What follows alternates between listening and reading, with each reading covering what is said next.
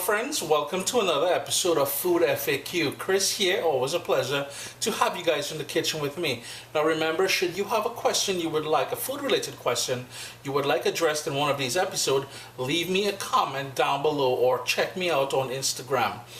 In this episode, we're going to take a look at how simple it is to prepare smoked herring fillets for use.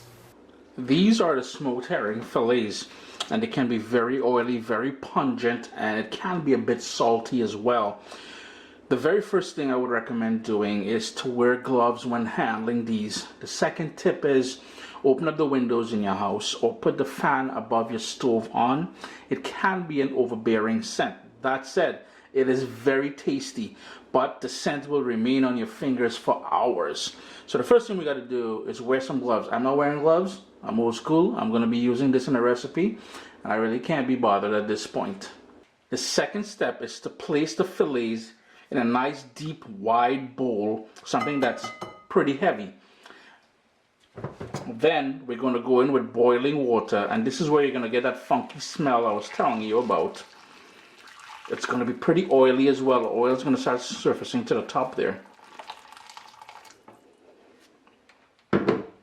And the reason why I'm putting boiling water straight from the kettle into here, traditionally, if you're doing it the old school way with the full smoked herring, so with the skin and bones and everything else, you would need to boil it or roast it and or boil it. In this case, we're soaking it to rehydrate it a bit, to remove some of that salt, and for it to be a little bit more tender for us to shred it. Just want to move it around a little bit. Well, I did it previously, but you're going to see all that sort of oils on the top there. That's the natural oils from the herrings. It's a very oily fish.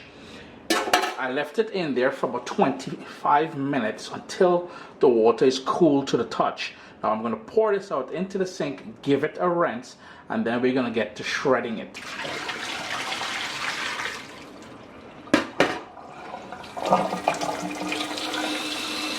And I like using lukewarm water, just so I don't shock it right away with cold water. Just going to give that a good rinse. Remember, it can be a bit salty, so this is why we're rinsing it quite a bit more. Drain it out. It's going to catch any little pieces.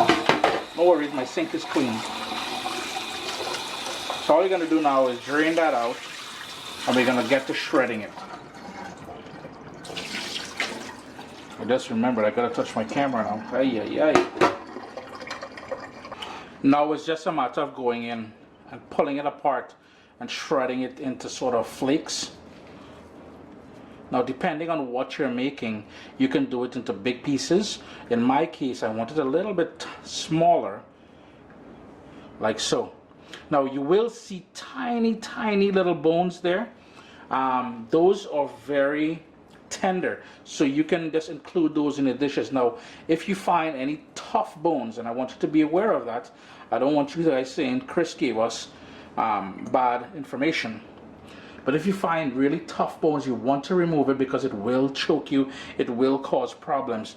But Chris here, Food FAQ, that is how simple it is to prepare the smoked herrings for your next dish. Jump over to CaribbeanPot.com. I have some lovely recipes using this very same smoked herring. Boy, I can just imagine how long it's going to take to get the smell out of my fingers. If you guys have a sort of a tip on getting the smell out of your fingers, do share it down in the comments below. And again, if you'd like for me to cover any sort of kitchen conundrum that you may have, leave me a comment below. I'll try to get to it as soon as I can. Thanks a lot, guys. I'm just going to go ahead and continue shredding these up.